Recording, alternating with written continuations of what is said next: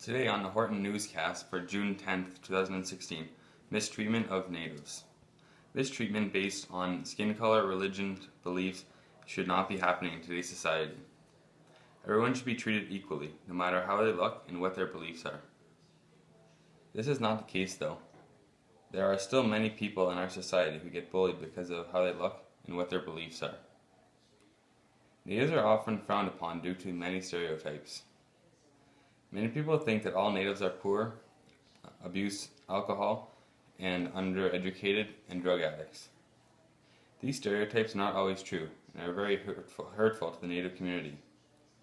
Due to these stereotypes, natives are often scared to leave their reserves because of the chance that they might get bullied. Natives often feel ashamed of their culture due to all the stereotypes. Some natives even like to stay on the reserve as much as possible because it is a safe place where they know they will not get bullied due to their culture beliefs and hated upon. These stereotypes are so hurtful to natives that many natives commit suicide.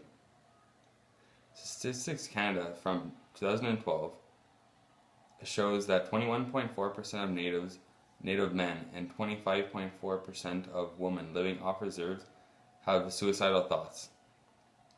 There is a suicide rate of 126 male for every 100,000 people and 35 female for every 100,000 people that commit suicide.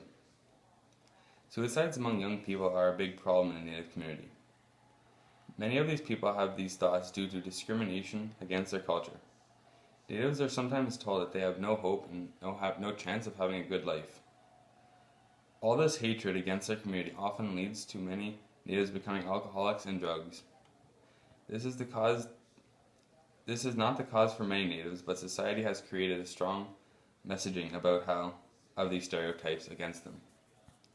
Natives are often seen as bad people in the eyes of the government. There is often news about how the natives are fighting and protesting against the government and the police. Although it is true that natives do sometimes protest, the news stories are often told in the point of view of the government. When these stories are told in the eyes of the government, it makes the native community look bad and people think badly against them. The Oka crisis in 1990 near Montreal was a good example of when the government was fighting against the native community.